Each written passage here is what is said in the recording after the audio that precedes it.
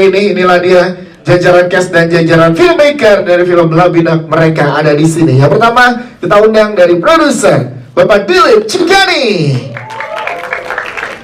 Selanjutnya eksekutif produser Bapak Sanjeev Bala. Penulis skenario Pratiwi Juliani. Selanjutnya sutradara, ini dia Bang Azhar Kinoy Lubis. Yang membuat teman-teman media nggak mau makan setelah ini. Bang Kinoy silakan. Selanjutnya ini dia jajaran cast dari film Labinak, mereka ada di sini. Kita berikan sambutan untuk Raihanun, Naila Purnawa, Cantik Syakil, Julio Parangkuan, Jenny Zan, Aimi Saras. Selanjutnya kita juga punya ada Ivanka Suwandi. Oh yang ini, oh iya. Selanjutnya bergabung kembali bersama dengan kita pengisi original soundtrack, ini dia Raisa Angkiani. Boleh berbaris bersama dulu. Oke. Siap, kita foto bareng dulu di depan dulu semuanya. Kaimi dan juga Mbak Ivanka boleh di depan dulu. Mungkin kita langsung ngobrol pertama ke Pak Dilip. Pak Dilip ini membawa kengerian yang sangat luar biasa, Pak Dilip. Terbukti teman-teman media masih berdampak sampai sekarang. Tapi ini juga menariknya berbalut unsur lokal, tapi juga punya kritik sosial yang tajam juga kepada penonton di Indonesia tentunya, dan apa yang terjadi di situasi kita. Apa sebenarnya mau diangkat dari film ini, dari anime film, Pak Dilip? Silakan, boleh disampaikan. Saya kira ada a lot of social value in this movie, hidden social agenda yang we are trying to portray, tapi very discreetly through a very interesting story, exciting for the audience juga. Genre-nya juga beda sedikit, tapi under all this is we have to make sure that the bigger people do not exploit the smaller people, and they should be the ones supporting everyone so that Indonesia can really increase in the middle class in the growth of the country. It's a very beautiful country. I'm also Indonesian. Saya dari Surabaya juga aslinya. Jadi I hope that this movie brings a lot of values through something very fun and interesting for the audience to watch. Terima kasih. Siap, terima kasih Pak. Tapi kita tanpa spoiler, tadi udah saya bilang ke teman-teman tentang kejutan yang kita dapatkan tadi dengan nama yang tidak boleh kita sebutkan. Oke, kita jaga, mungkin kita tidak boleh menyebutkan nama itu. The ending of the movie ada slight spoiler. We make sure itu jangan don't share it to everyone, so semua orang yang nonton filmnya akan akan dapat kejutan. Dan tadi teman-teman media berterima kasih untuk tidak diajak ke press con, Pak, katanya. Saya juga berterima kasih sama semua yang di sini kehadiran. Thank you so much. Ya, sama jangan khawatir, please help yourself, makan, minum, be comfortable, semuanya oke, aman. Siap, terima kasih Pak. Selanjutnya kita juga ke Pak Sanjeev. Pak Sanjeev, ini beralih, boleh kita lihat dengan ini sebetulnya kayak yang sangat luar biasa. Paduan baru lagi untuk perfilman di Indonesia, kebaruan lagi dari genre horror Indonesia. Seberapa optimis Pak dari Pak Sanjeev untuk film ini tanggal 21 Agustus nanti di bioskop? Silakan. So through this movie, we wanted to really redefine the horror genre. So true horror bukan tentang hanya kuntul anak pocong. The true horror is rooted in the mythology of Indonesia. There ada banyak mythology dari different tribes which we have tried to incorporate in the movie. Also, true horror comes from the people around us, because kuntilanak, pocong, they're very jao, they're the stories, but the real evilness of human beings is where the genesis of true horror lies. And that's the type of sensibility, that's the type of expectation we wanted to bring to the horror genre in Indonesia. Just redefine the type of horror movies we make really. Siap, terima kasih. Tepuk tangan dong. Terima kasih Mas Sanjeev. Selanjutnya kita ke sutradara kita. Ini dia Bang Kinoy. Wow, treatment yang diberikan sangat luar biasa. Kita pengen tahu gimana pada saat dipercaya mengemban tanggung jawab sutradara di film Labinak ini dengan treatment yang mengerikan gitu. Bang Kinoy boleh ceritakan ke teman-teman media? Masih nervous juga nih.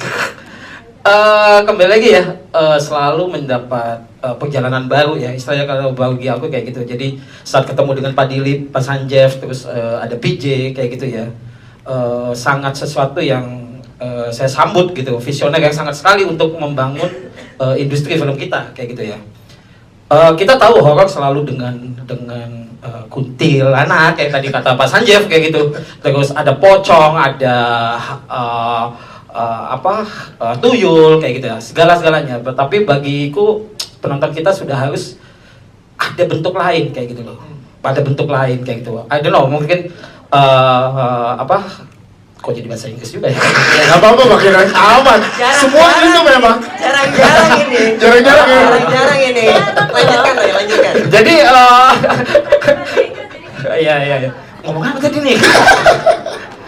Jadi maksudku jadi sesuatu yang baru lagi kayak gitu. Jadi saat Pak Dilip mengatakan ke aku bahwa wow ini ada kanibalisme kayak gitu ya. Oke, kita kita tidak mau yang jadi terlalu ini menggurui kayak gitu ya, sesuatu cerita yang sangat menggurui atau film yang sangat menggurui. Kita hanya menyuguhkan bahwa kanibalisme itu sebenarnya masih ada sampai sekarang. Mungkin bentuknya yang berbeda. Ya. Apakah dia berbentuk yang sangat halus kayak gitu, tapi makna dari rantai makanan itu ya, misalnya kalau kita kehidupan kita gitu ya, yang satu makan ini, yang satu makan ini, akan kembali terus kayak gitu loh. Nah, packagingnya adalah bagaimana tema ini bisa sampai ya kita suguhkan dengan bukan hanya horror, tapi kalau aku sebut ada psychological horror thriller ya, kayak gitu tuh. Itu yang aku kemas di sini. Oke, memberikan treatment ke pemain gimana? Begitu, boleh cerita gak? Ini kan pemain memberikan aksinya yang sangat luar biasa ya. Dan adegan-adegannya kan intens banget ya, yang tadi kita lihat sepanjang film. Ini gimana memberikan treatment ke teman-teman cast? Ya, kalau teman-teman udah saksikan ya, ini sangat luar biasa, pada gila semua sih, aku pikir ya kayak gitu loh. Sangat-sangat semuanya bekerja dengan baik kayak gitu. Maksudnya semua menikmatinya kayak gitu, di karakternya kayak gitu. Raihanun dengan guru yang sangat baik atau apa gitu ya, maksudnya dia sangat bagaimana menjaga anaknya kayak gitu. Naila juga sebagai Yanti yang sempat tergoda dengan modernitas kayak gitu ya, semua fasilitas ada, tapi apakah itu berguna kayak gitu ya. Tapi satu lagi, kebahagiaan itu ada bukan hanya di benda atau apapun kayak gitu. Itu yang mereka sangat enjoy memainkannya, dan bukan sesuatu yang pengen aku dramatisir gitu ya, karena kehidupan itu ya kayak drama berjalan aja kayak gitu, bukan yang kita tangisin atau apa, tapi efeknya yang akan kita tangisin seperti itu sih. Siap, tepuk tangan dong untuk Bang Kinai. Terima kasih. Nanti kita ke Bang Kinai lagi dengan pertanyaan media. Kita ke Mbak PJ sebagai penulis skenario. Kita pengen tahu bagaimana observasinya, mendalami developnya untuk menelusuri sekte kanibal ini. Mbak PJ silakan. Jadi proses sebelum penulisan itu lumayan lama ya. Kita lakukan riset itu kurang lebih 3 bulan. Sampai ini kita menemukan tuh, ternyata banyak kok tulisan tentang budaya itu yang membuktikan bahwa memang kanibalisme itu memang terjadi gitu. Pertanyaan Pak Dilip dan Pak Sanjeev kepada saya itu waktu itu adalah, masihkah ini ada di era sekarang gitu. Secara harafiah kita go to deep web, masih ada. Wow. Secara tidak harfiah, kenyataannya ini terjadi. Karena itulah kita memutuskan bahwa karakter kita adalah seorang guru, di mana ini mencerminkan ya masyarakat kelas bawah. Kita ingin naik ke atas, itu caranya seperti apa? Pendidikan. The problem is, pendidikan itu tidak murah. Wow, ini developernya luar biasa, tepuk tangan dong. Berarti mendalaminya pada saat develop, observasinya sampai ke dark web dan lain-lain. Iya, saya sempat nggak bisa dihubungin selama 2 minggu. Pak Dilip, Pak Sanjeev cari saya kemana? I join a cult actually. Jangan gitu, nanti kita Karena saya benar-benar pengen digging kan, Oke. apa sebenarnya yang terjadi gitu. Yeah. Dan itu terjadi. Wow, tepuk tangan dong untuk observasi Jadi luar biasa. itu Mbak adalah PJ. alasan kenapa kita pilih tagline mereka ada di sini. Ya. Karena mungkin satu hari kita pergi entah kemana, kita pikir kita hidup di Jakarta, apakah kita aman? Enggak. Gimana nih kita nih? Kita Dan masih- bocoran Takut dari kita juga melakukan wawancara Iya, iya. terhadap pelaku yang masih melakukannya. Mereka bilang bagian tubuh manusia yang paling enak itu adalah telapak tangan. Wow. Gitu. Wow, berarti sebenarnya mereka nih ada di sini yang deket ya sama kehidupan kita ya. deket dan normal. Ciri-cirinya gimana biar kita bisa antisipasi? It can be you, it can be me. Ya Ya harus kan? dibongkar. Can be everyone. Wow. Oh, dan itu sebenarnya tersirat di dalam film ini diceritakan. Semuanya, Ya. semua aspek yang kita masukin di sana, simbolisme itu semuanya berbicara tentang kedalaman satu film dan pesan-pesan yang pengen kami sampaikan. Tidak cuma kita pengen deliver fun, tapi juga kalau kita mau membaca lebih jauh tentang film ini, akan ada banyak kritik sosial dan kita akan tahu sekarang setelah nonton film ini posisi kita sebenarnya di rantai makanan itu ada di mana. Kita selama ini berpikir kita ada yang paling atas, belum tentu. Wow, tepuk tangan dulu dong. Tapi seperti kanibalisme masih terjadi ya dari tahun lalu-lalunya sampai dengan saat ini. Masih terjadi kalau kita masih segar ingatan kita beberapa tahun yang lalu, mungkin sekitar 5 nggak sampai 10 tahun lalu ada kan waktu itu kengerian yang ada di internet tentang orang yang lari dari kanibalisme dan apa gitu kan. Wow, tepuk tangan sekali lagi teman-teman. Ini luar biasa. Kita nanti simak juga buat pertanyaan dari teman-teman media. Kita ke jajaran cast ya yang memainkan peran-perannya dengan sangat luar biasa. Yang pertama kita mungkin ke Mbak Raihanun dulu. Tepuk tangan dong untuk Mbak Raihanun. Ternyata karakter guru yang disematkan bukan sekedar karakter, tapi ada pesan yang diberikan. Jadi ada karakter guru dan sebagai ibu. Dari sudut pandang Mbak Raihanun, karakter-karakter ini tuh apa sih yang ingin disampaikan? Silakan. Sebelumnya saya selamat siang, sore semuanya. Terima kasih sudah hadir di sini. Terima kasih Pak Dilip, terima kasih Pak Sanjib, terima kasih Kinoy udah ajak saya bergabung di Project Labinak ini. Relevan ini Najwa ini tuh sangat ini ya, sosok ibu yang sebenarnya itu bisa ditemukan di semua ibu yang sudah menjadi ibu gitu, karena kan bagaimana menceritakan bahwa sebenarnya tuh pengorbanan seorang ibu ya dalam keadaan terhimpit pun, keadaan yang menakutkan pun untuk seorang ibu, tapi kalau untuk berkorban untuk anaknya itu pasti akan dia lakukan. Jadi itulah pengorbanan untuk seorang ibu terhadap anaknya ya, sampai sejauh itu gitu, sampai mau mengorbankan nyawanya sendiri. Yes, terus ngobrol sama Naila dan juga jajaran cast lain gimana untuk adegan-adegan yang cukup intens? Kebetulan saya sudah pernah bekerja sama dengan Naila sebelumnya, jadi nggak terlalu sulit ya untuk bangun chemistry ataupun punya chemistry terhadap Naila, karena memang pada dasarnya anaknya sangat manja sekali. Jadi dia sampai sekarang juga memanggil saya ibu. Jadi nggak susah sih, nggak sulit buat saya sama Naila. Dan untuk sama yayasannya, grup-grup yayasan elit ini, ini ada di belakang teman-teman. intimidasinya memang agak gitu loh. Jadi pada saat ya berasa banget gitu dengan Mbak Jenny, dengan mukanya yang senyumnya tuh nggak kelihatan bahwa itu punya bad intention gitu, tapi kan ternyata punya kepentingan gitu. Itu lumayan Gio juga gitu ya, senyum-senyum ternyata punya bad intention terhadap Najwa, punya kepentingan. Itu sih semuanya di-build dengan luar biasa ya, dengan para cast ini. Saya sangat bangga juga bergabung di sini dan ada di antara cast-cast semuanya. Tepuk tangan dong untuk Raihanun, terima kasih.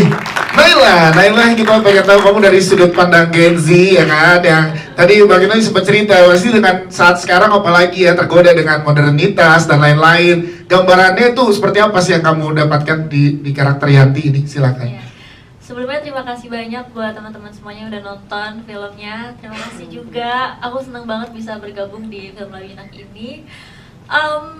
Yanti ini tuh dia adalah anak yang emang tumbuh dalam kekurangannya. Jadi banyak keinginan dia yang cuman dia bisa akses lewat sosial media sebelumnya. Makanya pada saat dia dihadapkan ada pilihan untuk bisa hidup di dalam mimpi-mimpinya, dia memilih untuk masuk ke dalam itu.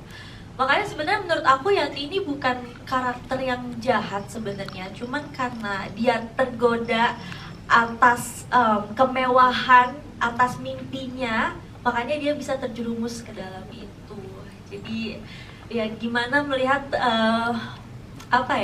kadang kita kayak kalau misalnya dikasih pilihan kan pasti pengennya yang enak-enak aja ya, cuman kadang kita nggak mikir akibatnya kayak gimana. Yes, tidak ada makan siangnya gratis ya. Iya, waktu itu kita traktir makan ya kan. Itu, aduh, ditraktir makan siang pada nggak mau. Makan siang nggak mau. Terima kasih Naila. Kita juga ada Aini Saras di belakang. Kita ke Kak Amy Senas bagaimana sebagai Ratih di sini. Sebenarnya Ratih tuh menyimpan banyak pesan juga yang ingin disampaikan kan. Kita pengen tahu kalau dari sudut pandang seorang Amy Senas terhadap karakter Ratih, apa sih yang mau disampaikan setelah kita menontonnya? Silakan.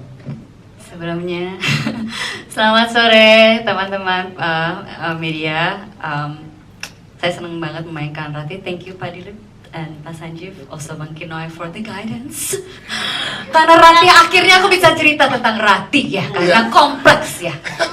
So, I mean as simple, Ratih ini kan juga stuck sebagai nggak cuman menghantui saja, tapi ternyata sebenarnya banyak sekali pesan-pesannya dari Ratih ini. Jadi memang intensinya adalah untuk melindungi, tapi memang karena trapped, stuck, how do you say that? Stuck in between two worlds, ya kan? Ya kan, di alam baka dan di dunia ini mungkin dia seperti layaknya seorang you know like a ghost yang belum nyawanya tenang. Jadi memang Ratih sebenarnya dia stuck di antara dua dunia, tapi at the same time juga memberikan pesan itu bahwa ini ada sesuatu yang tidak benar, dan makanya dekat banget sama Najwa untuk ngasih tahu. So akhirnya aku bisa juga spill bahwa Ratih banyak sekali layer-layer dari karakternya, dan semoga mendapatkan pesan yang disampaikan oleh Ratih ini ya, bahwa ternyata memang yang baik itu belum tentu benar-benar baik. Wah, terima kasih Kak Amy Saras. Kita juga punya Cantik Shangrel di sini. Cantik, kita pengen tahu juga dari Cantik seperti apa. Karena ada sisi lainnya Eva di sini yang pada saat ngobrol ada sisi melankoli, nangisnya ada, tapi di satu sisi terjebak dengan keluarga yayasan. Nah, kita pengen tahu kalau kamu maknai karakter kamu di sini seperti apa sih, Cantik? Silakan. Halo semuanya, selamat sore. Sebelumnya terima kasih udah datang untuk support film kita. Kalau menurut aku pribadi, karakter Eva itu interesting banget karena emang dia itu kayak produk dari keluarganya kali ya. Produk dari budaya yang udah dibangun selama berabad-abad lamanya. Kadang kan kita tuh kalau ngeliat misalnya cerita kayak gini, apa cerita kanibal gitu, kita kayak gue sih nggak akan mungkin ya bisa gitu masuk ke sekte seperti itu gitu, atau teman-teman gue nggak mungkin lah gitu. Padahal ternyata ada banyak apa ya, kayak semacam psikologi dan budaya-budaya yang terbangun itu secara halus banget di organisasi kita. Tentunya itu bisa banget terlihat dari perannya Kak Julia dan Kak Jenny ya. Yang halus banget. Kalau Eva itu lebih ke produknya gitu. Kenapa sih si Eva itu di antara keluarganya yang menjunjung tinggi budaya si kanibalismenya ini, dia tetap merasa kesepian, dia merasa kayak dia bukan anak yang diperhatikan gitu, despite her glamorous life gitu mungkin. Dia sebenarnya kesepian, tidak punya seorang sosok ibu, dan aku senang banget sih kayak dinamikanya juga sama Naila yang kayak bahwa seorang anak ini walaupun dibesarkan di lingkungan yang menjunjung tinggi values itu, dia tuh pada akhirnya hanya manusia biasa yang juga kesepian gitu. Dan kalau misalnya kalian pernah berpikir gitu kayak emang masuk sekte itu bisa ya, kalau gue sih enggak ya, lihatlah Eva. Lihatlah Eva, bisa juga kok. Itu sih yang aku paling dapat dan paling melekat di aku. Siap, terima kasih, tepuk tangan buat Cantik. Kita ke Julio Paraguan. Wow, penampilannya luar biasa ya, tepuk tangan buat Julio. Dingin, tenang, tapi mematikan gitu. Ada yang mau dibawain gini deh, makan nggak mau buah dari Julio, buah loh ya, buah organik. Teman baik juga bisa. Nah, jadi itu ngobrol deh, ngobrol sama Jodas, ngobrol. Gak mau juga. Jul, gimana lo mau build karakter lo di sini sehingga bisa tenang-tenang menghanyutkan gini, Jul? Kayaknya mungkin salah satu hal mencoba untuk memutarbalikkan hal yang biasa orang takutkan. Biasa kita takut dengan orang yang bentukannya menyeramkan, tapi aslinya banyak kita sering ketemu ternyata mereka nice. Nah ini paling konsepnya dibalik, dia tuh sangat gentle, sangat pengertian, sangat subtle, sangat mendengarkan dengan baik. Dia pendengar yang sangat baik, tapi hal itu akhirnya mungkin gara-gara dia terlalu tenang dan pendekatannya dia itu secara psikologi apapun itu yang dilakukan, karena dia tahu bahwa setiap manusia itu memiliki pola tertentu, mereka ada keinginannya yang secara keduniaan, dan akhirnya dia bisa belok-belok di situ, dan dia sudah melakukan hal itu secara ratusan tahun. Ya. Jadi just another day in the office. Wow, Julio. Thank you, Julio. Setelah ini kalau ada yang mau ngobrol sama Julio silahkan. Ada yang curhat. Terima kasih, Julio. Kita ke Mbak Ivanka Suwandi yang sangat luar biasa juga, tepuk tangan buat Mbak Ivanka. Kita pengen tahu, ini kan memandang kritik di film ini gimana sih sebagai posisi karakter yang punya kuasa, pengen apalagi terkait status sosial gitu. Pengen tahu dari pandangan Mbak Ivanka gimana? Silahkan. Makasih teman-teman udah datang, udah foto kita, bikin berita kita. Semoga dinikmati ya filmnya.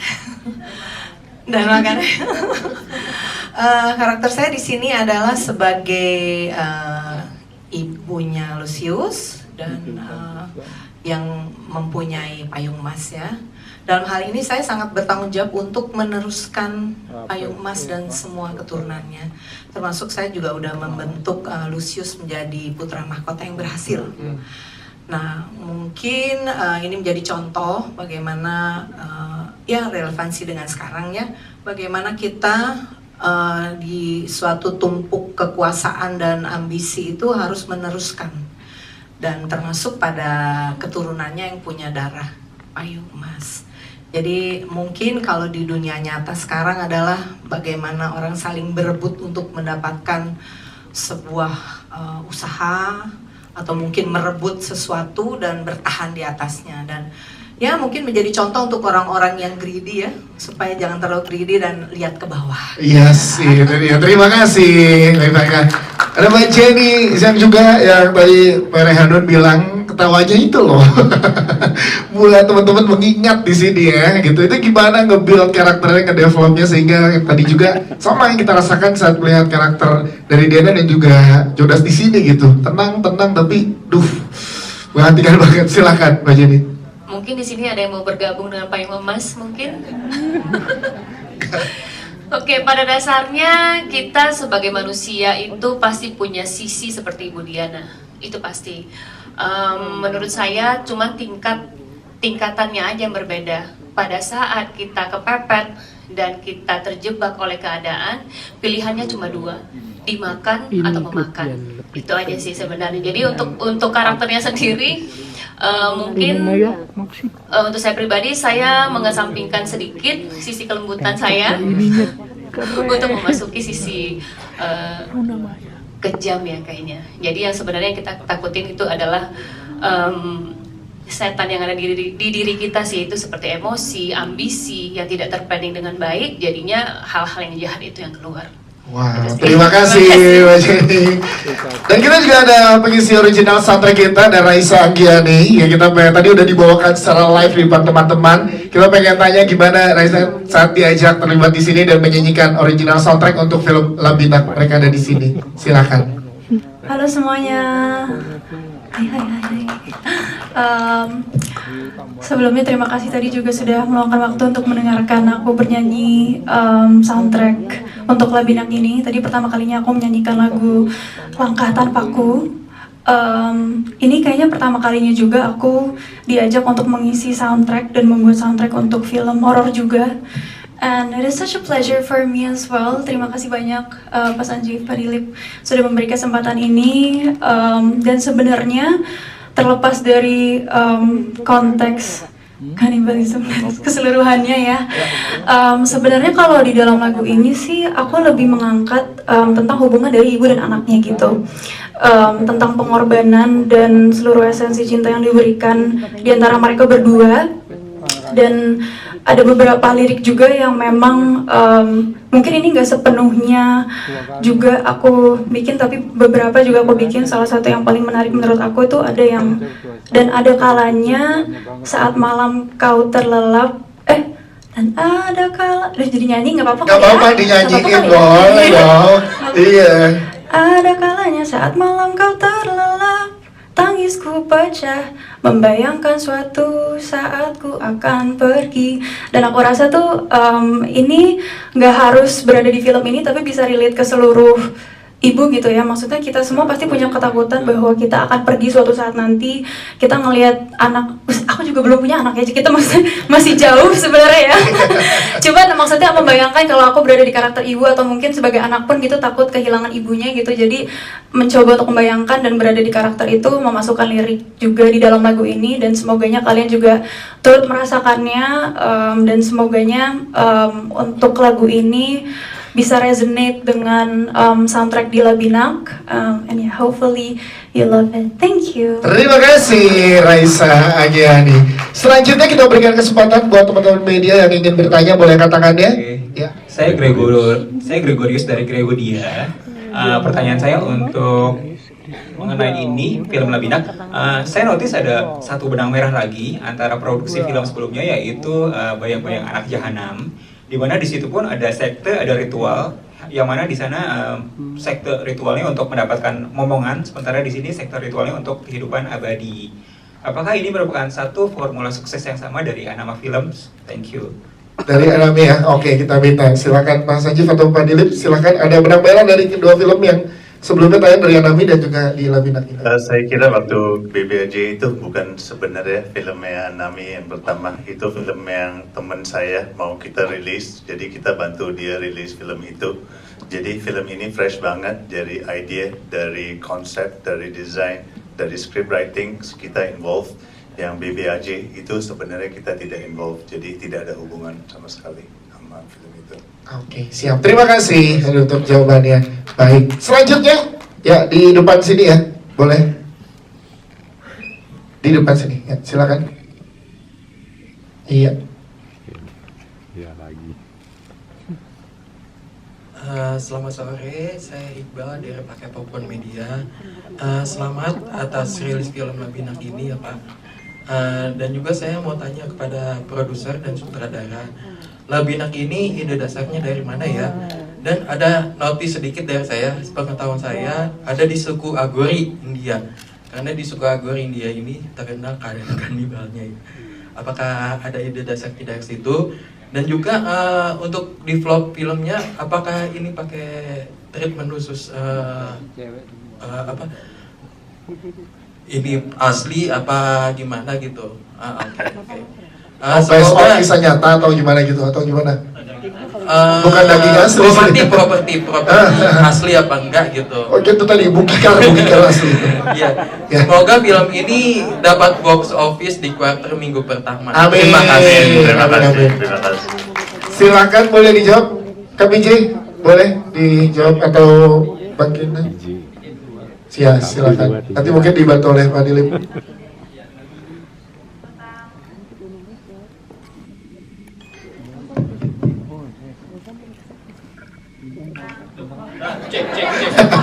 Giliran geser cek. Nah, itu nyala, nah, jangan ditukar lagi. Ada Rati ini, ada Rati. Pengaruh ini. Iya, tentang idenya sendiri itu, kalau semisalnya kita itu ngambilnya sebenarnya dari budaya kita ya.